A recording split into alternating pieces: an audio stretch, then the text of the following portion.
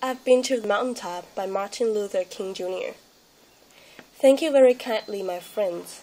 As I listened to Ralph Abernathy and his eloquent and generous introduction and then thought about myself, I wondered who he was talking about.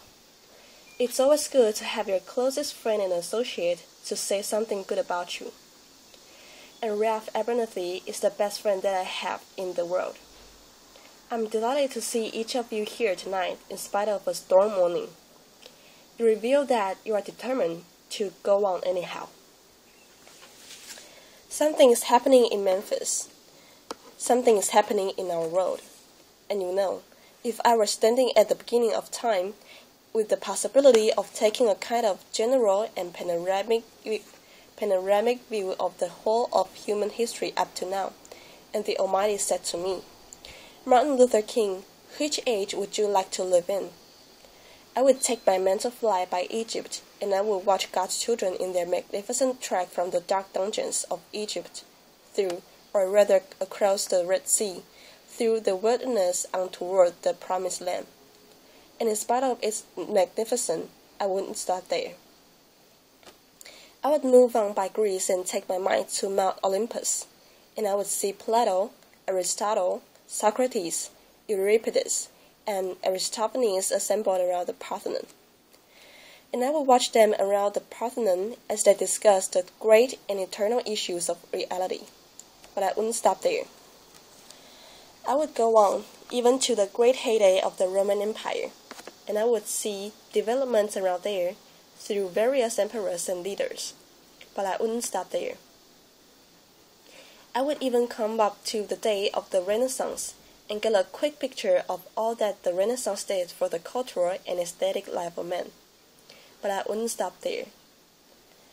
I would even go by the way that the man for whom I am named had his habitat, and I would watch Martin Luther as he tacked his 95 Theses on the door at the Church of Wittenberg.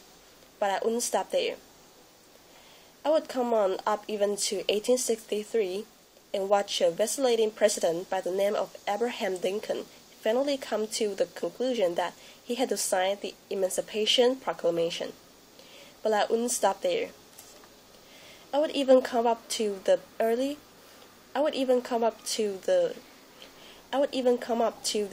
30s and see a man grappling with the problems of the bankruptcy of his nation, and come with an eloquent cry that we have nothing to fear but fear itself. But I wouldn't stop there. Strangely enough, I would turn to the Almighty and say, if you allow me to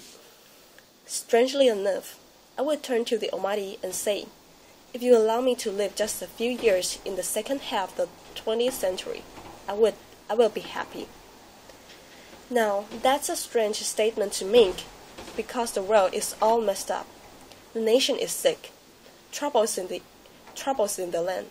Confusion all around. That's a strange statement. But I know somehow that only when it is dark enough can you see the stars. And I see God working in this period of the 20th century in a way that men, in some strange way, are responding. Something is happening in our world. The masses of people are rising up. And wherever they are assembled today, whether they are in Johannesburg, South Africa, Nairobi, Kenya, Accra, Ghana, New York City, Atlanta, Georgia, Jackson, Mississippi, or Memphis, Tennessee, the cry is always the same.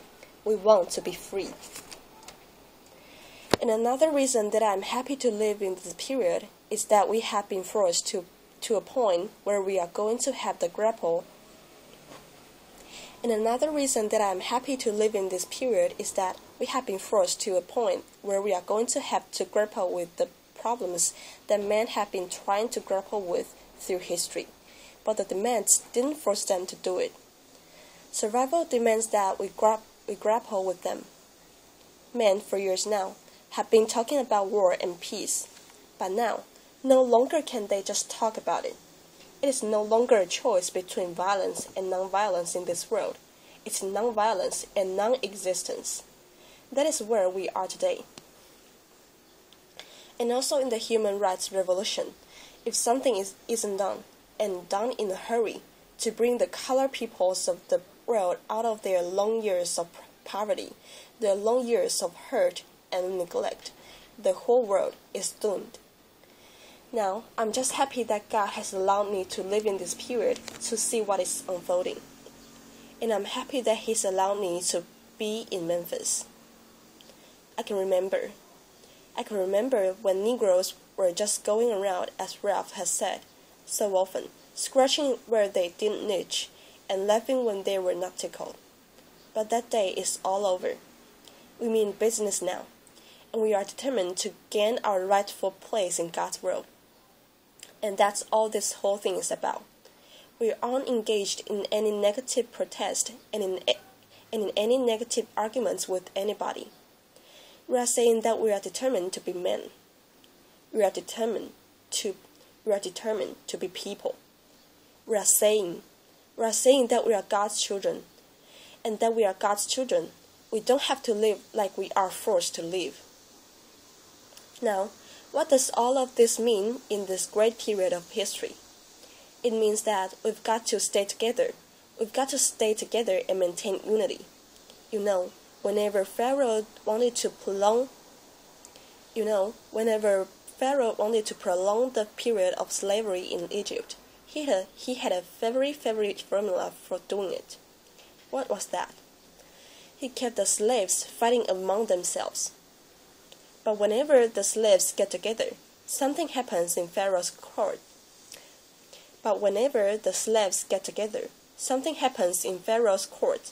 And he cannot hold the slaves in slavery. When the slaves get together, that's the beginning of getting out of slavery. Now, let us maintain unity. Secondly, let us keep the issues where they are. The issue is injustice. The issue is the refusal of Memphis to be fair and honest in its dealings with its public servants, who happen to be sanitation workers. Now, we've got to keep attention on that. That's always the problem with the little violence. You know what happened the other day, and the press dealt only with the window breaking. I read the articles. They very seldom got around to mentioning the fact that 1,300 sanitation workers are on strike, and that Memphis is not being fair to them, and that Mayor Lloyd is in dire need of a doctor.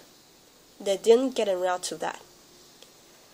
Now we're going to march again, and we've got to march again, in order to put the issue where it is supposed to be, and force everybody to see that there are 1,300 of God's children here suffering, sometimes going hungry, going through dark and dreary nights, wondering how this thing is going to come out. That's the issue, and we've got to say it to the nation. We know how it's coming out.